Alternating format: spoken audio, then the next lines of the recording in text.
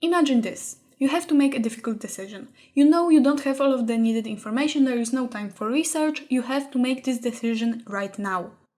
Your palms are sweaty, and you can feel your heart beating faster and faster. You need to make this decision. You want to say anything, but there is something stuck in your throat and the dryness has only gotten worse. Come on, you have to make this decision!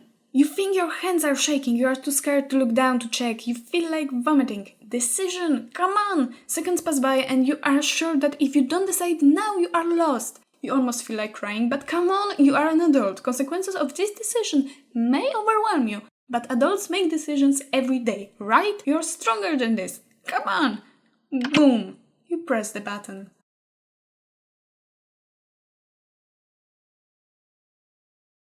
Why does it have to be like this? Why does your body react to making decisions, to public speaking or talking through a phone like this? The answers may vary, but in the end they lead to the main one. Because it is stressful.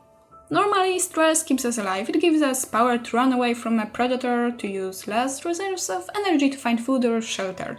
Young children need to learn how to cope with stress, the one appropriate for their age, of course. Neurons that get to know low levels of stress are more ready to cope with it later in life. Life without stress is impossible. But there are times when the stress is too big, sometimes because it happens to a child who isn't old enough to know how to deal with it, sometimes to an adult who no matter what couldn't have prepared. And the results can change how the brain responds to any future stressor. Those reactions I have mentioned before can be triggered by a stimulus way lighter than what used to be needed to raise a reaction. You become sensitized to stress. Or, like my lecturer called it, you become a neuronal flat tire. Lovely, I know. Inside your brain there are a lot of fried wirings. After the amount of stress, we can truthfully call traumatic.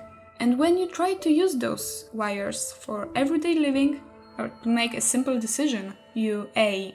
act just like you did in that bad situation that has caused all of the damage, or B. you spread the damage. Unfortunately, life is stressful, as a rule. Depending on the person, different things may be seen as stressful, but for the sake of argument, totally hypothetically, let's say someone is scared of making decisions. Making a mistake used to bring corporal punishment upon them, so now they are extremely stressed out by making any decision. After all, lack of choice is better than a mistake. You can always say you would have chosen the right answer after you find out what the right answer really was. But this isn't always possible. There are situations in which you cannot wait. You have to finish an assignment if you want to keep your job. You have to answer a question during a conversation so you won't look weird. Or weirder than usual. It would be nice if there was a place where you could try making those decisions without worrying about real consequences. A place when, after making a mistake, you can close your eyes and tell yourself, see, no one is screaming at you, no one is hurting you, you are fine. You can just try again. Really, an amazing place. What is a hard game? Game's difficulty depends on the difference between a player's skill and the game's challenge. Mind you, there is a difference between a hard mode in a video game and unfairness. A hard game relies on you seeing a certain pattern you are supposed to learn, integrate into your mind and use it to kill that boss. An unfair game is either broken and glitched or asks for impossible. Sometimes it is hard to tell one from the other, but usually if you can get better at it, it means it's just difficult. I won't be saying anything new by noticing that Dark Souls excels at it. It is an incredibly hard game, for me at least. Honestly, it is easy for me to find hard games since I'm not a very skilled player. The first Dark Souls still appears in my nightmares. Yet that game also offered a solution to its own difficulty, an answer that can be generalized to every other situation in life. You have to get good. It is that sad truth about almost everything. If you want to be good at something and by any chance you aren't a prodigy, you have to train. You have to risk failure to get better. Often you have to construct a plan that will help you reach the level of skill you desire. This process is often handicapped by negative thoughts, and they can take extreme form after a traumatic experience. Self-sabotage or just avoidance of ever trying to face difficulty or creating a plan are common. As a part of therapy, People need to face their beliefs about what they can and cannot do and what they think the world is like. Training any skill can help with a belief in your incompetence and lack of control. Without believing you can change your situation, there will probably be no action to actually change it. People with PTSD very often struggle with thoughts along the line of, I am weak, I cannot handle my trauma. Therapists try to change this way of thinking in their clients, but it is impossible for now at least to get into someone's head and put positive thoughts inside. Instead, they try to show the patient that they are capable of influencing the world around them. Getting into a fight with something 10 times bigger than your character and coming out victorious may seem like a silly way to prove yourself that you can achieve anything. Yet no one said where we should look for ways to fight our roadblocks to recovery. Unless you want to fight real people. Then there may be a tiny itsy bitsy problem with that. Let's stay in video game territory and not look at the problem of risky behavior of people dealing with trauma. You do not want to hear about it, and after all, I am paying my therapist for something. At the end of the day, if you put enough hard work to get good, you are capable of finishing the game.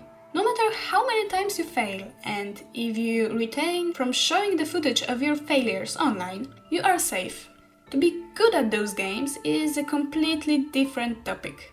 It is a level that I have never achieved, even though I pride myself on finishing all of the Soulsborne games. People, especially those good at these games, usually scoff at those who blame the game for their deaths instead of focusing on their own mistakes. Not to say they are wrong, but let me raise this point. Blaming this game can be therapeutic. One of the aspects of PTSD is self-blame. Thoughts like, the event happened because of the way I acted, may seem reasonable if you are trying to piss off a lion or run into a fight without equipment. But those thoughts prevail even when you could have done nothing. You cannot stop a natural disaster or defend yourself when you are a child. In those situations, you have all of the right in the world to blame the world, climate, or perpetrators. Yet it is a skill you need to cultivate. Maybe not to the point of blaming grandma for throwing herself under your car, but to acknowledge that not everything is your fault. And blaming the game for your failures is harmless. I don't think Mr. Miyazaki is going to lose any sleep because of that. It can even reach further, to the point you are capable of acknowledging your own mistakes and what the game did right or wrong. I'm not a game critic, and I'm not going to defend Dark Souls 2 here. I've watched H-Bomb's video too many times not to quote it on accident. The thing about Dark Souls, or Dead Cells, or many other games, is that its punishment for death is always the same. You lose some progress, the souls / money / blood you have acquired, and have to face the enemies once again. It isn't like there is a change after the fourth death and suddenly you are required to do a backflip to progress. The game is unchangeably hard. It can get harder with certain bosses or change pace like in Bloodborne, but the core stays the same. You wake up at the last bonfire / lamp / the start of the game and have to progress forward.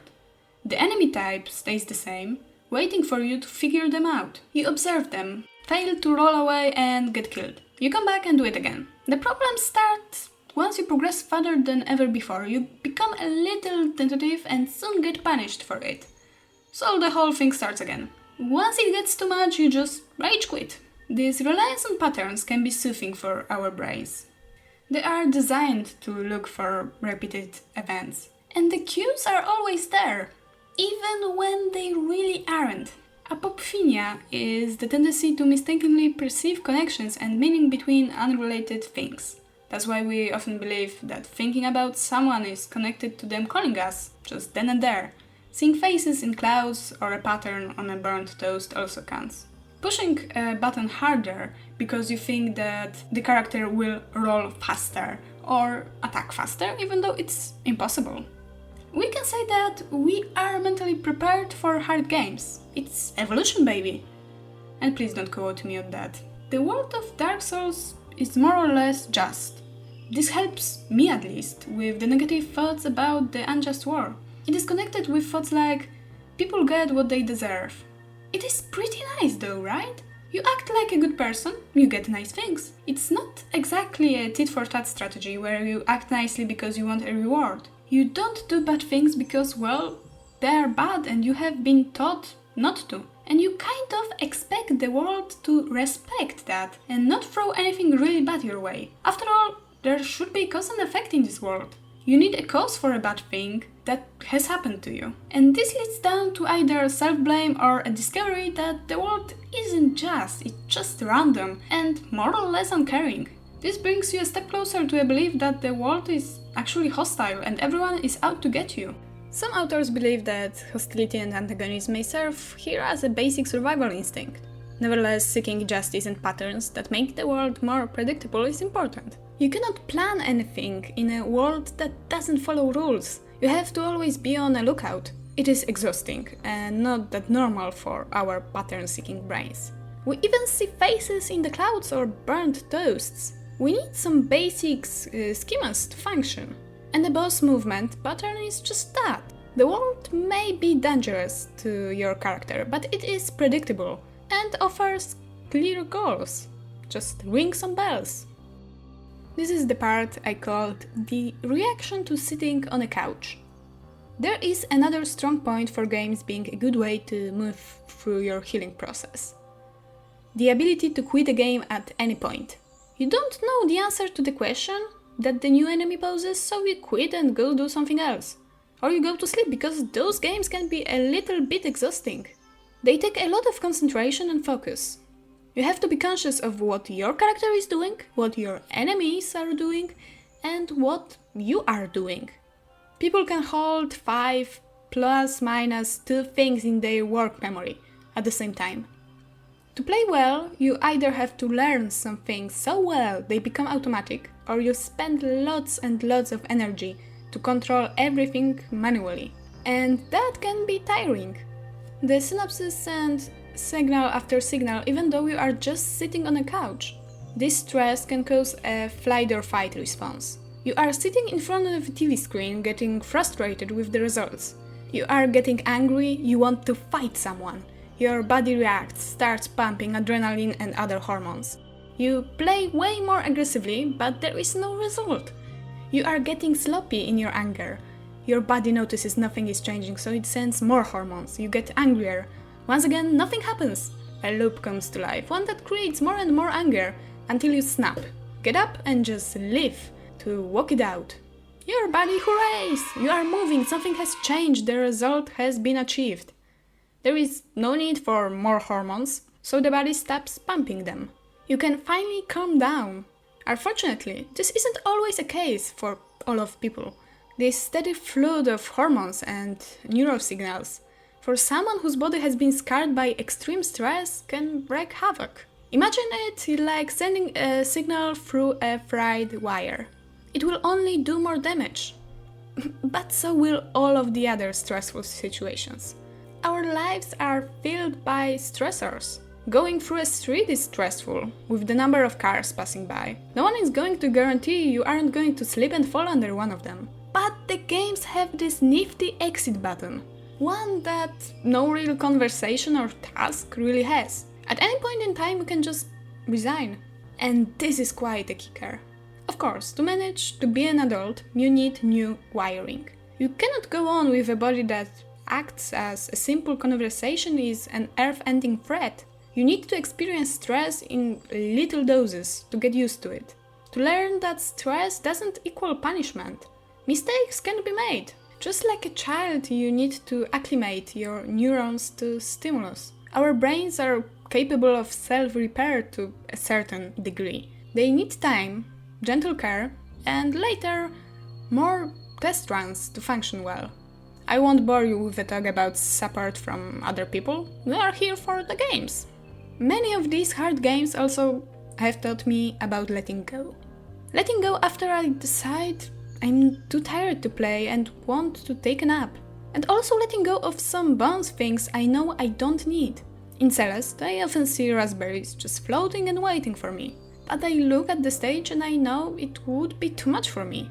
I am trying to teach myself that stress isn't bad, yet putting myself under too much stress could have the opposite result.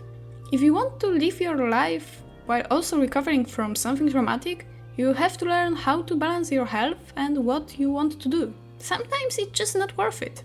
I want to get those bonus points, but I know that spending another hour trying to beat the stage won't make me feel better. Satisfaction won't be good enough. Besides, in most of these difficult games, quick thinking is very, very important. And to know when you are beaten, when you are incapable of clear thinking, makes a world of a difference. I have never said I'm good at those games. I am really, really bad. But this is a part of the process for me. I can get better since the game is just. And I can resign. This is my choice. In a world where so many decisions are taken out of my hands, this is quite thrilling. In situations where I decide to pull through, there is also a reward waiting. Did I beat that stage in Celeste after an hour of trying? Hell yeah! So I can make that 2-minute phone call. To finish up, is this all that games have to offer? Nah. Are they the best solution for mental problems? Well, a game in which everything wants to kill you isn't going to restore your belief in a world that is safe. No one said my solution is perfect. Yet I have seen and read a lot of articles on how bad video games are. But there was that nagging feeling that no one is talking about how they can help. Of course, they are not interchangeable with good therapy. This will be all. Thank you for staying so long with me, my annoying voice and accent. Be sure to subscribe, and do tell me if you want to hear which games hold a special place in my heart because of their plot. I'm always happy to rant about games and myself. Stay safe. Cheers.